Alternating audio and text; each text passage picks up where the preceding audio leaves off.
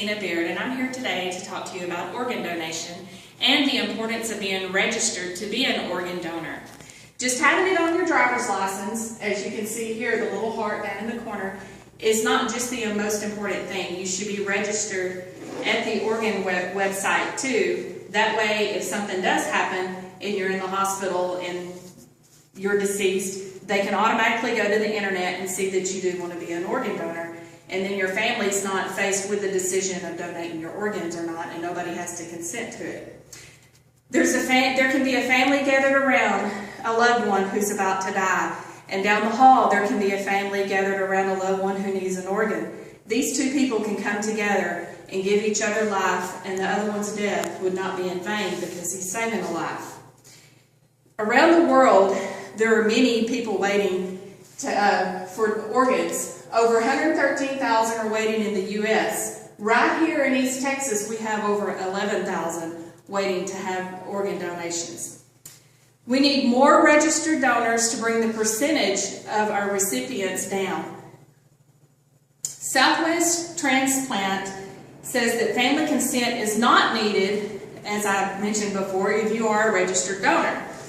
If you're not a registered donor, family consent the next of kin does have to be contacted and they have to sign papers. A matter of minutes could mean someone's life whenever there is a death and someone waiting for an organ. If you're a registered, you can choose what organs you would like to donate. You can also register to not be a donor, so if you do not want to donate your organs and they pull your name up on the registry, it would be there that you don't want to.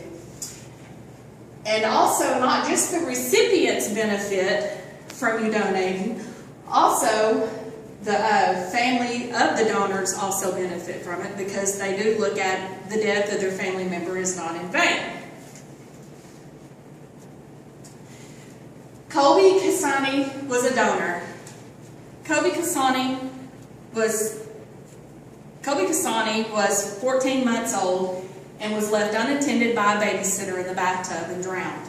When they reached the hospital, he was pronounced dead. His parents decided in their time of grief to donate his organs. Braden, at the time, was only 5 months old, and Braden had a heart disease. He was born with a heart disease. Braden received Colby's heart, and therefore, as you see now as a teenager, it has a very vibrant life and living a great life. And these two families have come together. And they actually have a website, and they also have a foundation, and they stress the importance of being a donor and how it can affect both families. Josh Canal is actually someone that I personally know. Josh was diagnosed with heart disease when he was young, and at 17 he received a heart transplant. He lived a vibrant life up until he was 30 years old. And then he got sick again and his heart was failing and he needed another transplant.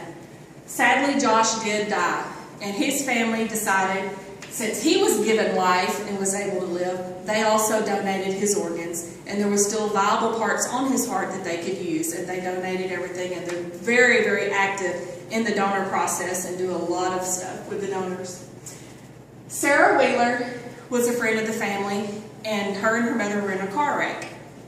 Sarah was 21 months old, and she was pronounced dead at the hospital, and her parents never thought they would have to face a decision of their child and having to donate organs, but they donated her organs. Now, they never did find out where any of her stuff went, but they did know that her corneas went to a young child, and they did know that her heart also went to a young child.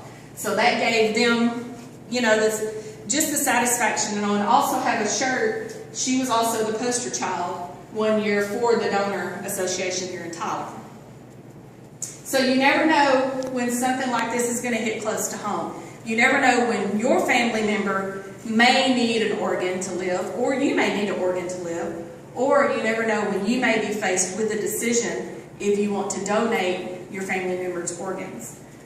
Also, there's a question asked about religion. Does my religion go along with that, or it's against my religion? Studies show that it is not against any religion. Most religions support it, that would be something you would need to talk to your pastor about. Here is also a picture of, I got this from New Orleans Times, a young man that died in The man in the picture with him is his heart recipient. And then this is a picture of a young man that died, and there is a lady, and this is the lady and this young man's mother. The lady received the young man's heart, and the families are brought together. So in closing, I want you to take time, if you are a donor and it's on your license, take time to go to the registry and register your name to be sure that you're on the registry. If you're not a donor, really think about it, because you could really give someone life.